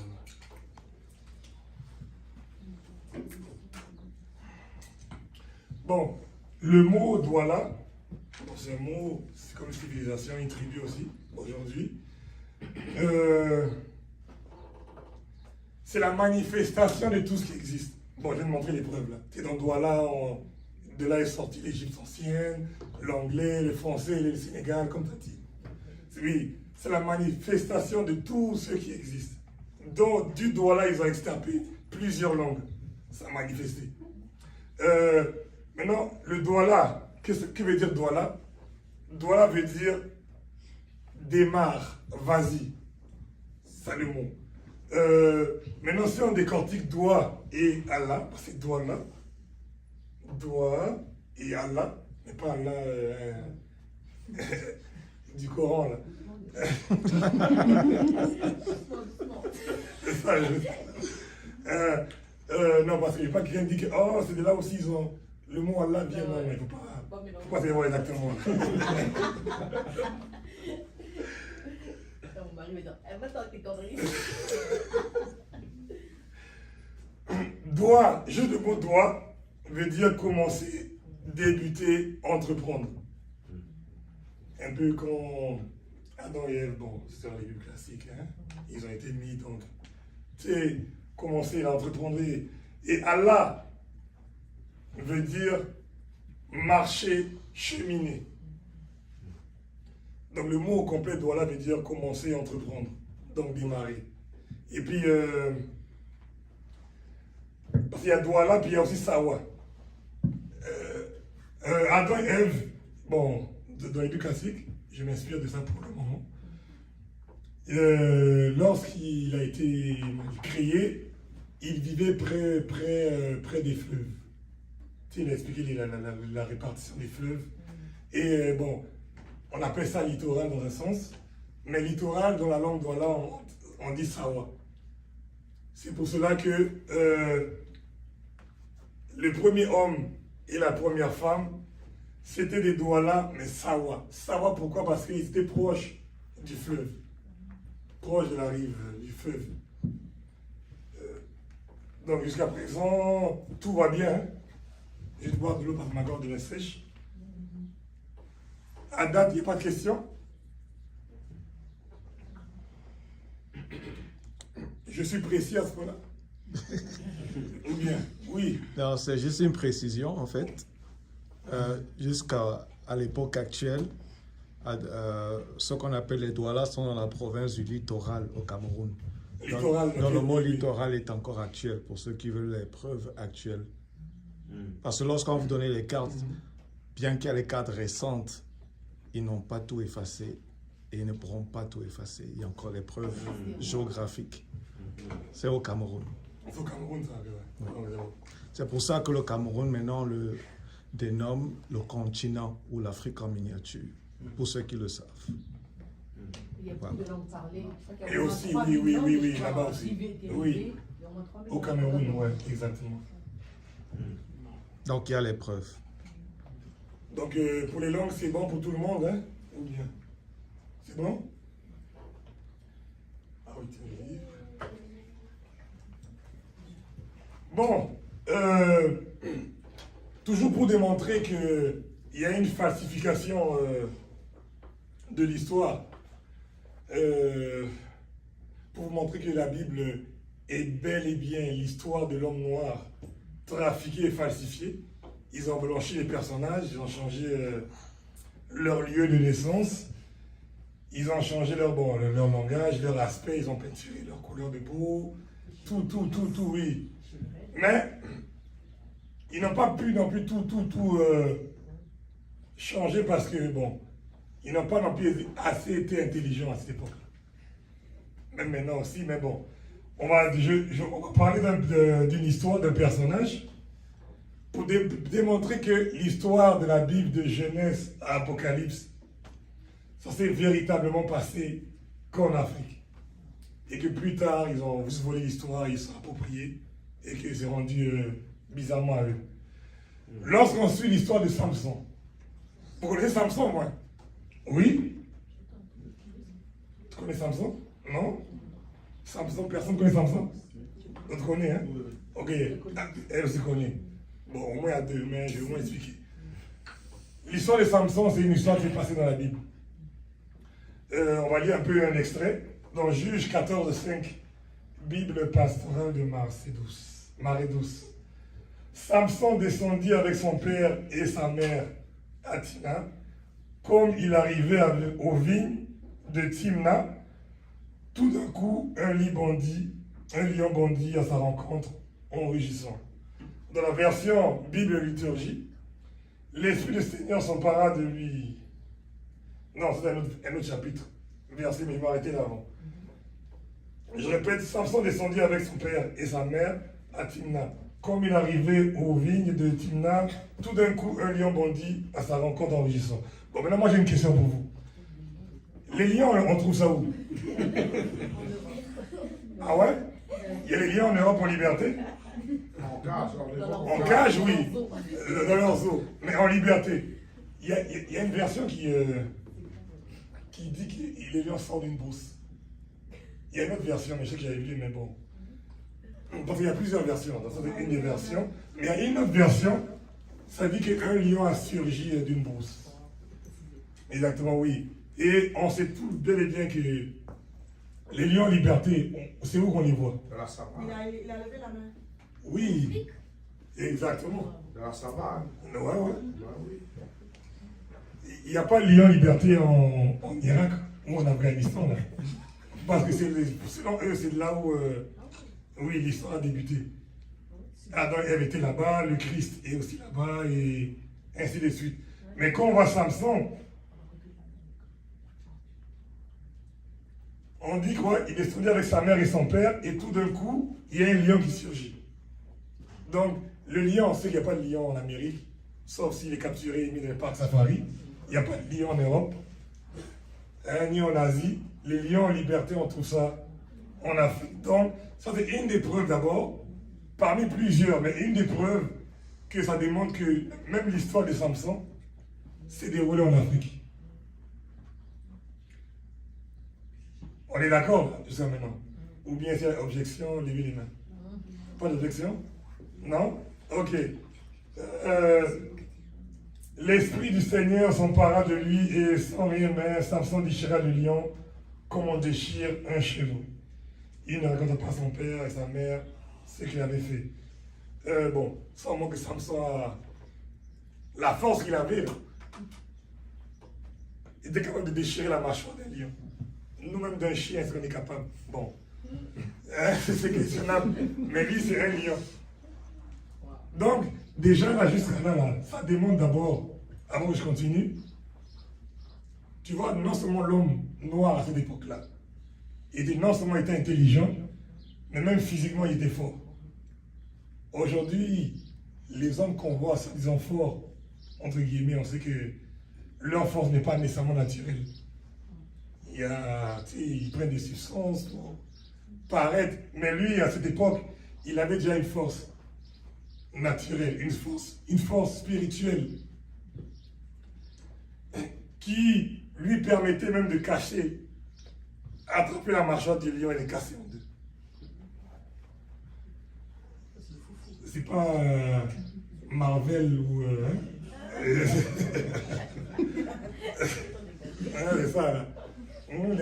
C'est pas les super-héros, ça. Dans Cantique des Cantiques, chapitre 1, verset 5, ça dit quoi? Je suis noir, mais je suis jolie, fille de Jérusalem, comme la tente d'Alexandre qui donne, comme l'étoile de Salomon. Bon, elle dit qu'elle est noire. Une des preuves encore. Dans d'autres versions, le mot noir n'apparaît plus. Oui, parce que c'est pas pour rien qu'ils ont... Ah oui, à fur et à mesure. Dans d'autres versions, le mot noir n'apparaît plus. Là. Il y a un autre mot qui apparaît que noir. Mais dans celle-là, le mot noir précise. Donc ça démontre encore que non seulement les premiers hommes étaient des noirs, et que l'histoire est toujours en Afrique. Même le Jérusalem qu'elle dit, ça s'est passé en Afrique. C'est pas le Jérusalem comme le monde maintenant. Next. Oui, on va parler maintenant du vrai Christ, le Messie. Dans Daniel 7, version Bible à la colombe. Tu vois, on précise toujours les versions pour que les gens ne pensent pas qu'on invente. Je regardais pendant que l'on plaçait des trônes, l'ancien des jours s'assit. Son vêtement était blanc comme la neige et les vêtements et les cheveux de sa tête étaient purs comme de la laine. Son trône était comme des flammes de feu et les roues étaient comme les feux ardents.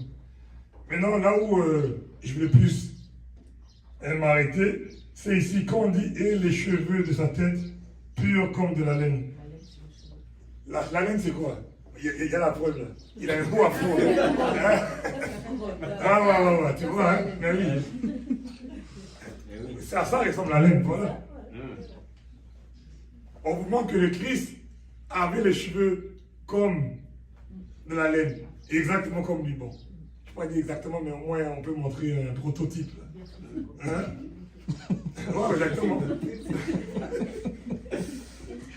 Donc, au moins, ça vous démontre que vous voyez, même les personnages sont noirs, mais malheureusement, ont été blanchis au fil du temps, dit la colonisation et c'est exactement.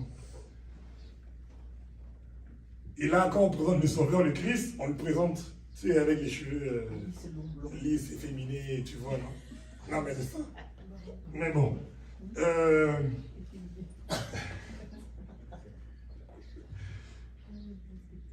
Prochain. C'est fini? Attends.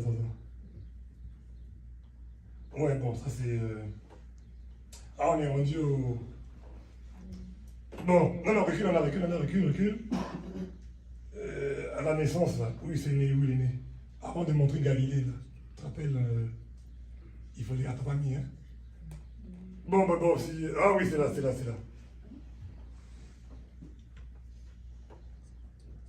Exactement. Au 6e mois, l'ange Gabriel fut envoyé par Dieu dans une ville de Galilée, appelée Nazareth. Ça, c'est le map de l'Afrique. Galilée ici. Si vous montrez Galilée en Afrique, mais pas en Palestine là-bas. Là. Tu vois, c'est placé exactement là. Galilée. Vers le sud, comme ça dit là. Galilée en Afrique. Le Christ est né en... Bon, il est en Galilée. On montre que Galilée en Afrique. Oui, Galilée, bon, en fonction des langues. Galilée, bon, on montre plusieurs preuves. Ouais, Galilée, on peut passer encore next, c'est bon? C'est encore moi ou c'est fini? Ok, c'est bon. Ah oui. Ah oui, ça s'intéresse. Oui, non, recule. Circoncision, non. Il faut... Ouais. Non, t'as passé. Ouais, c'est bon. Circoncision. Ça, c'est l'image, vous voyez, quand on le retrouve dans les monuments en Égypte. Vous voyez, on montre déjà que l'homme noir, la civilisation noire, pratiquait déjà la circoncision. Et non les juifs, parce qu'on nous apprend que c'est les juifs qui amenaient ça. Aujourd'hui, non. Ils ont pris ça là-bas, ils ont travaillé à leur façon, ils ont colonisé une grande partie de l'Afrique. Ok, ouais.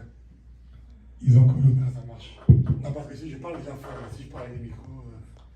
Mais vous m'entendez déjà bien comme ça, non? C'est ça? Ouais. Ok. Ouais. C'est bon? Ok, mais... Demande par rapport aux questions, si vous avez des questions par rapport à la Oui. section précédente. Oui, mais c'est pourquoi la circoncision? Est-ce que c'était obligé ou bien c'était juste... Oui, c'est une obligation parce que si on lit... bon, non seulement les premiers hommes étaient circoncis, mais si on avance plus loin, quand on lit l'histoire d'Abraham, Abraham, il a reçu une loi qui devait circoncire son fils. Et si tu connais l'histoire, bon, plus loin, ok, c'est bon. C'est bon, il va... On va voir la place. C'est de l'hygiène aussi. Oui, question d'hygiène aussi, exactement.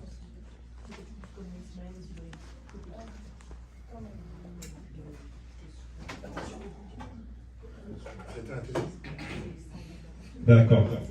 Donc là, on a parlé par rapport à certaines preuves qui montraient que, voilà, que certains patriarches, comme ils vont le dire dans la Bible, c'était en Afrique, que ce soit avec des cartes, que ce soit avec les noms qu'on peut retrouver dans les Bibles.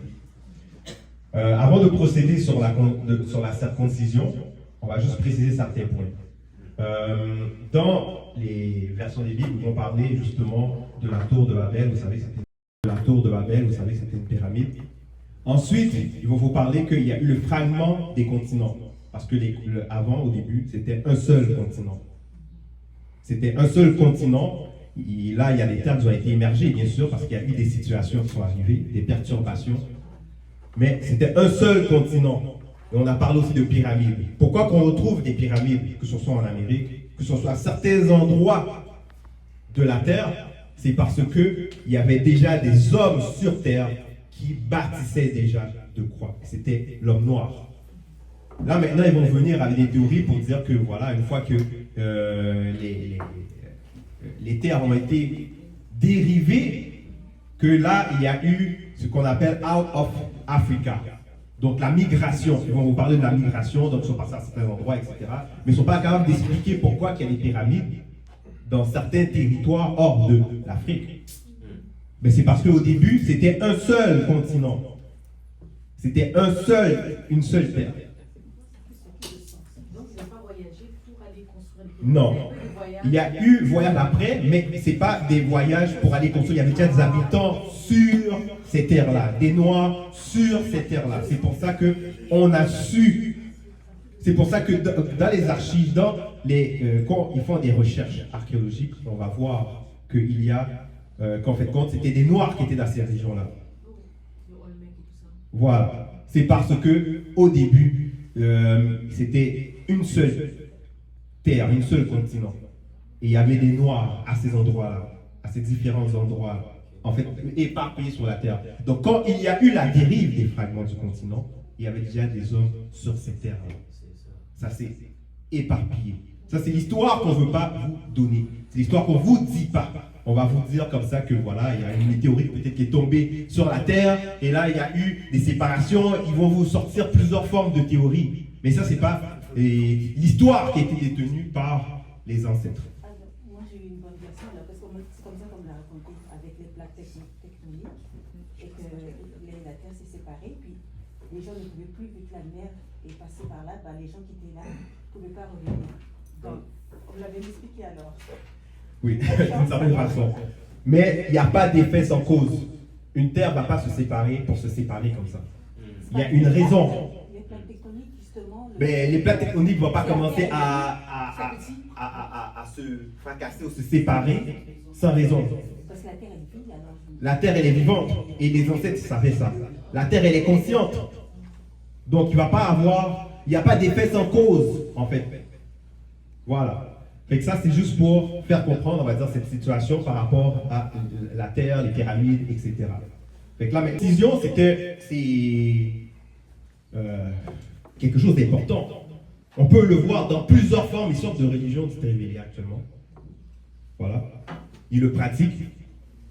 Et quand on regarde dans la Bible, on sait que, surtout dans l'Ancien Testament, la circoncision a une place majeure, donc prépondérante. Et en cela, quand on regarde dans Genèse 17, 10, qu'est-ce que ça va dire? C'est lourd. Ça va dire ici, c'est ici mon alliance que vous garderez entre moi et vous, et ta prospérité après toi. Tout mal parmi vous sera circoncis. Oui. Oui, mais il y a trop d'icônes. Par rapport. Ouais. Là, c'est mieux? Oui. Et là, c'est mieux? Cool. Ok, c'est bon. C'était trop fort. Ouais. Ok, c'est bon. Donc là, ici, on fait comprendre que c'est une alliance. C'est un marque. En fait, la circoncision, c'est une marque.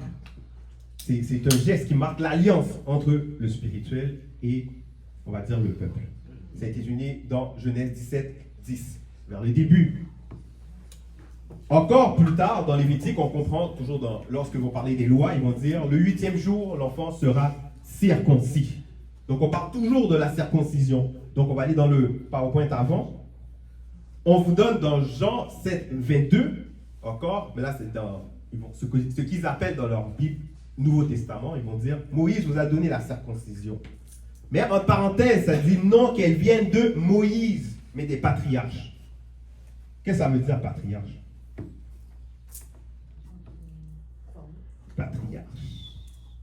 Patriarche. L'ancêtre. Donc ça vient des ancêtres. Remonte, en fait, ça remonte la lignée paternelle. C'est ça, en fait, patriarche. Donc ici, on nous fait déjà comprendre que la circoncision vient avant Moïse. Et ça fait comprendre que Moïse, il y a des patriarches qui sont avant lui. Donc on parle d'une patriarche dans une lignée. Donc on nous fait comprendre ici que Moïse, c'était un noir. C'était pas comme ils essaient de le montrer là maintenant dans les images, où ils disent que c'était des blancs, et puis tout ça. Mais il faut faire attention aussi avec l'histoire qui est véhiculée autour de l'histoire de Moïse. Parce que, voilà.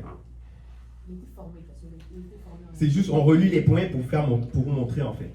On parle de la circoncision, mais en même temps derrière, on voit certains liens. Donc, Moïse, on parle des patriarches, donc les patriarches étaient des noirs, etc. Mais maintenant,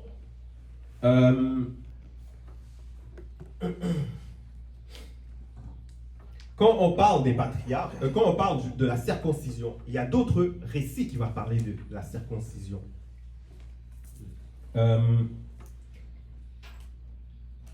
Oui, c'est ça. Il y a d'autres récits qui vont parler de la circoncision.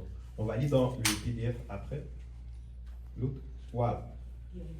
Hérodote. Ça, c'est des affaires qui ne vont pas nécessairement enseigner dans les écoles. Hérodote, on l'appelle.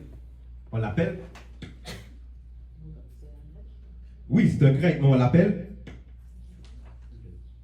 Ah, c'est pas Le père de la philosophie. de l'histoire. Voilà, Voilà. c'est ça. Il l'appelle le père de l'histoire. Ouais, vraiment. Est-ce que l'histoire a commencé avec lui? Donc, dans ces manuels, dans ces livres, on peut lire qu'est-ce qui suit ici. Ça va dire ici, quoi qu'il en soit, il paraît que les Clochidiens sont égyptiens d'origine.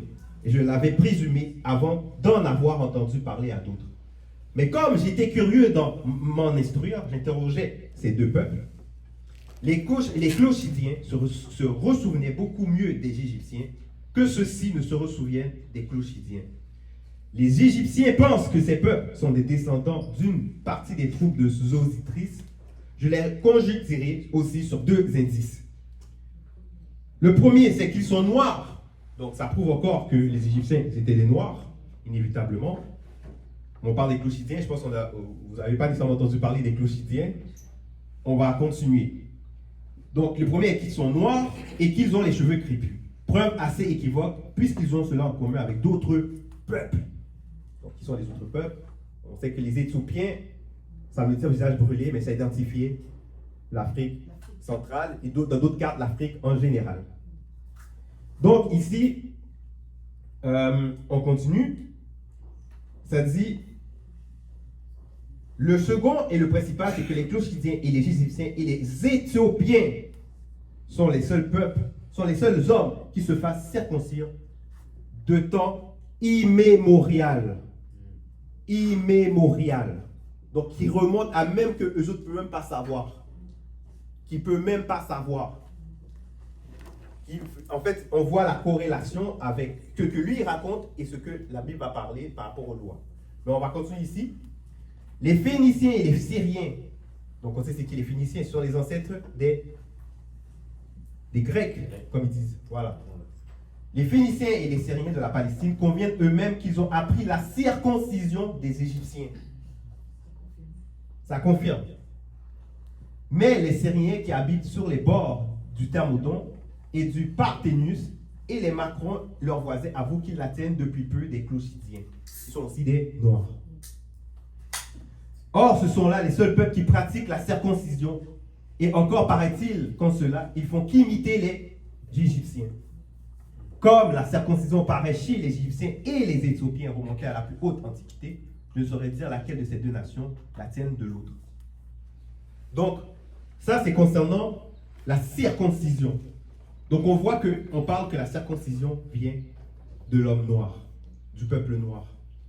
On a montré tout à l'heure que, justement, le premier homme, c'était un noir.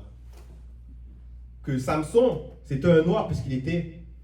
on ne va pas voir un lion en liberté dans les autres endroits. On a parlé par rapport à Couche, qui est l'Éthiopie, l'Égypte et les autres. On a parlé par rapport à tout cela.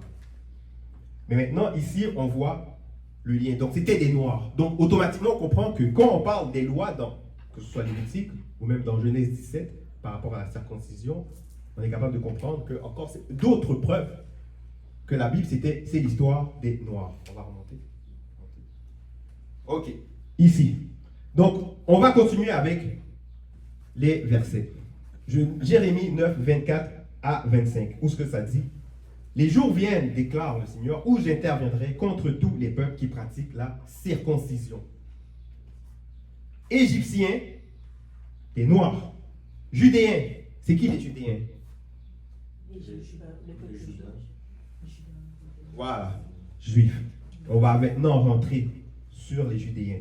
Ils vont parler des Édomites, les Ammonites, les Moabites, ainsi que les populations du désert qui sera les temples, car aucun de ces peuples n'a compris le sens de la circoncision. Et en Israël même, ce n'est pas en raison de leur foi en le Seigneur que si la plupart de ces gens sont circoncis. Donc ici, on voit la circoncision par rapport à plusieurs peuples, dont déjà les Égyptiens sont des Noirs. Maintenant, on va parler des Judéens. On va parler des Judéens. Bon. Parce que Moïse a parlé, hein, ça dit ici que ça ne vient pas de Moïse, mais des patriarches. Des patriarches. Donc, on continue. Avant d'aller parler des Judéens, on va continuer avec les autres. Ici, Somme 87, verset 4, ça dit, je mentionne l'Égypte, des Noirs, et Babylone, on sait que c'était toujours en Afrique, donc des Noirs. Parmi ceux qui me connaissent, voici les pays des Philistins, Tyr et l'Éthiopie. L'Éthiopie, c'est là qu'Ethel est né. Donc, on continue ici, dans Ésaïe 19, 25, l'Éternel des armées bénira en disant, béni soit l'Égypte, mon peuple, la Syrie, l'œuvre de mes mains. La Syrie aussi, il y a d'autres maps qui montrent que c'est en Afrique. Et Israël, mon héritage. Fait que là, Israël, Judéen. Fait que là, maintenant, on va parler par rapport au peuple juif. Donc, on sait que Israël, dans les Bibles, ils vont le nommer Jacob. Jacob, Israël. Voilà. Donc Jacob, le père de Judas, d'où le mot juif, hein, ou judéen. Donc, on va aller dans, voilà, ce livre. Qui connaît ce livre, la description générale de l'Afrique, seconde partie du monde? Non? Vous ne connaissez pas ce livre-là? Ok. Dans ce livre-là, à la page 400, c'est un livre qui parle vraiment de l'Afrique. Toujours fait par eux, c'est pas nous qui a écrit ça. Mais c'est juste qu'on vous montre les points. On relit l'histoire, parce que l'histoire est déjà rétablie de notre côté. Mais on vous la présente, mais en premier, en reliant les points. En reliant les points. C'est très important de relier les points. Donc ici, on va parler des pays des nègres. Et dans le pays des nègres, c'est l'ancien français, le pays des juifs. Donc, qui a été traduit. Donc, ici, qu'est-ce que ça va dire? Le pays des juifs, nommé par Sanuto Teradi Guede, est selon la réputation moderne des pères jésuites, nommé le royaume du Sémen, l'italien, au lieu de Zemen ou Zimen, parce que les Italiens, au long desquels ces relations ont été vues par-delà, rejettent la lettre X et mettent celle de S à sa place. Et nos traducteurs François ont également mis Sémen, le faisant l'original. Donc ça, bon, on va pas extrapoler, on va y aller. Le pays des Juifs, c'est un pays des nègres. Le pays des Juifs, c'est un pays des nègres. Parce que ça, c'est juste pour expliquer pourquoi ils ont fait certaines modifications au niveau des noms. Le pays des Juifs, c'est le pays des nègres. De l'autre côté, hein. C'est le pays des nègres. Enfermé entre les montagnes confinées entre ces montagnes et déserts, du Levant, donc de l'Est, au mont inconnu qui s'étendent vers le Nil, et l'empire du Négus. Du Midi, donc au sud, à la ligne équatoriale, Guinée équatoriale. C'est pas moi qui dis, c'est le livre. Bon.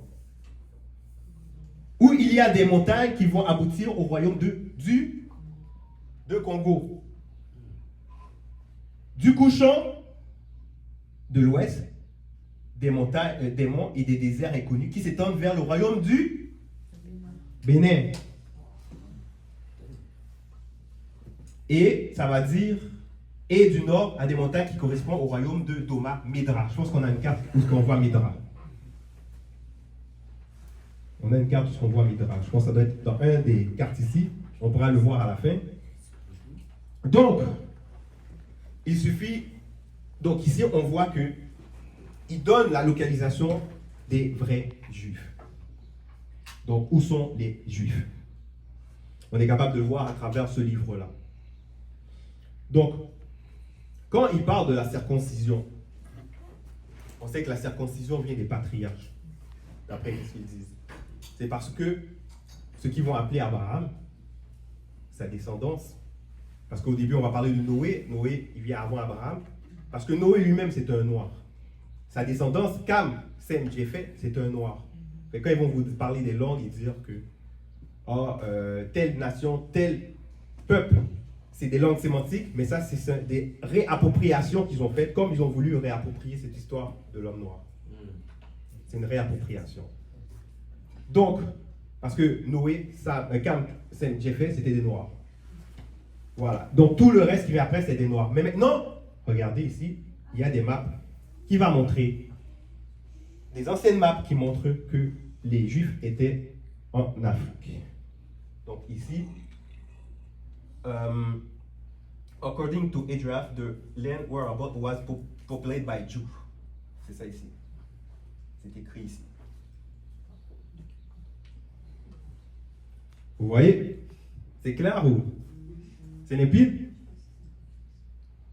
C'est clair? Oui, c'est clair. D'accord. On continue. Il y a d'autres maps encore qui va dire ici en latin Yedevum Terra. Iudarum Terra en latin, Land of Jews en anglais. Donc la terre des Juifs en français. Encore d'autres maps. dans les sources. Donc ici, on voit que le peuple juif, quand on va vous parler dans la Bible, il y a des indices qui sont laissés. Quand on voit dans Apocalypse 2:9, ils vont parler des Juifs. Bon, je ne sais pas si vous avez déjà entendu parler, si vous avez déjà lu Apocalypse 2:9 ou même 3:9, quand ils vont parler des Juifs. Donc, ils vont dire, je connais la tribulation et ta pauvreté, bien que tu sois riche, et les calomnies de la part de ceux qui se disent juifs et ne le sont pas. Mais ils sont une synagogue de... On va arrêter là. Ou encore, dans Apocalypse 3:9, ce qu'ils vont dire encore, voici je te donne ceux de la synagogue d'eux qui se disent juifs et ne le sont pas, mais mentent. Je les ferai venir se prosterner à tes pieds et connaître que je t'ai aimé. Ça, c'est des affaires qu'on peut voir dans les Écritures, où ce qu'on va parler que... Parce que les vrais peuples, en fait, les vrais peuples juifs, c'était les Noirs. L'histoire de la Bible, c'était... En fait, c'est l'histoire du peuple noir qui a été pris, qui a été modifié, changé.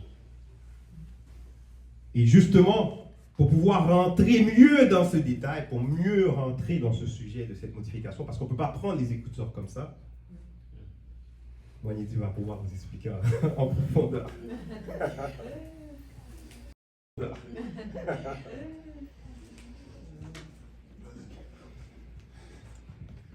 Donc, on a parlé de beaucoup de sujets, et donc là, ça va être la conclusion. Parce que l'histoire qu'on a présentée ici, on voit bien que par rapport à ce qu'ils nous présentent dans les médias, que ce soit même dans certains livres, il y a beaucoup de mensonges, beaucoup de falsifications par rapport à notre histoire, notre véritable identité, qui nous sommes. Et ici, dans Lamentation 5:2, c'est écrit « Notre héritage a passé à des étrangers, nos maisons à des inconnus. » C'est ça qui s'est passé. Donc, il y a eu beaucoup de falsifications, comme on l'a mentionné par rapport au Christ. Donc, on voit maintenant les images qu'il représente pour nous montrer des faux personnages qu'on doit accepter. Que maintenant, si l'homme noir accepte cela, des étrangers, il les considère comme des dieux, sa place est où? Son estime de soi est où? Parce que ça, c'est le mensonge. Ce n'est pas la vérité. Donc, c'est important de connaître cette vérité et de lire, bien sûr, être éduqué. Lire. Et cette vérité qu'on partage, on l'a aussi appris. Tout à l'heure, le frère, il a lu dans un livre, c'est la véritable origine du peuple Douala. Kalata Batoba Douala. C'est les éditions Zoulassan. C'est un livre qui parle de l'origine même de l'homme, mais de l'homme noir. Parce que les Bibles, même la Bible, comme dans l'introduction, on avait parlé, il s'agit de la Sainte Bible, Écriture sainte, mais ils ont pris ça d'où? Comment les peuples qui sont arrivés bien après le peuple noir, vont parler de l'origine, vont parler de, soi-disant, le premier homme. Ils ont appris cela d'où? D'où sont tirés ces textes-là? Et comme on a parlé des langues, ces textes-là, leurs origines ne sont ni en hébreu ni en grec. Parce qu'ils vont dire dans les Bibles, traduits d'après les textes originaux hébreux et grecs. Mais le grec, ce n'est pas la première langue, ni l'hébreu. On l'a démontré. Les Égyptiens anciens sont bien plus anciens que ces langues-là qui sont venues après. Mais il y a cette vérité, parce qu'il y a des textes qui existent, les textes du peuple noir. Et c'est cette vérité-là qui est cachée, qui a été falsifiée au fur et à mesure. Dans des temps, dépendamment des civilisations. Et donc c'est ça qu'on partage. Et aussi, il y a beaucoup de contradictions aussi dans ces Bibles, mais il y en a tellement. Si on en parlerait, on n'en finirait pas aujourd'hui. Donc, juste pour vous démontrer, mais dans la suite, il y a les véritables textes.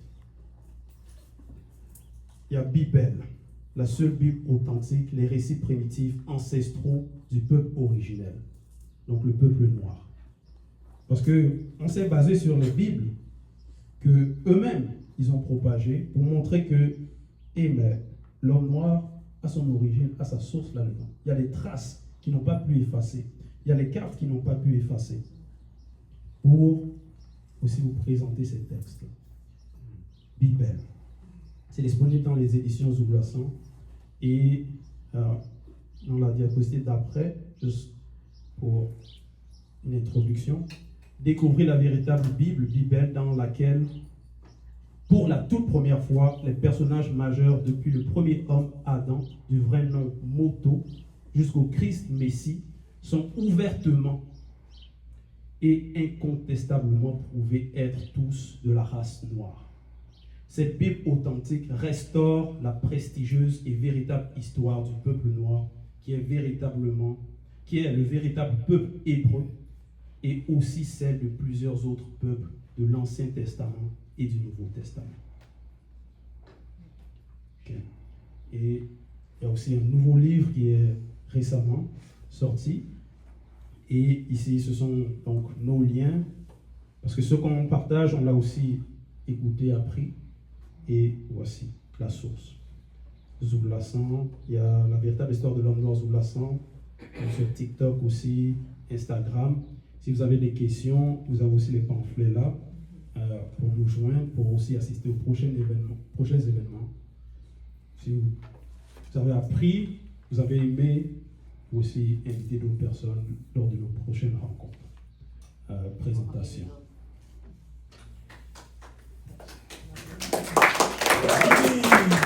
Donc, c'est la conclusion. Si vous avez des questions, c'est ouvert. Si vous avez plus de questions, vous voulez plus de précision, on est là. On a du temps pour cela, pour répondre.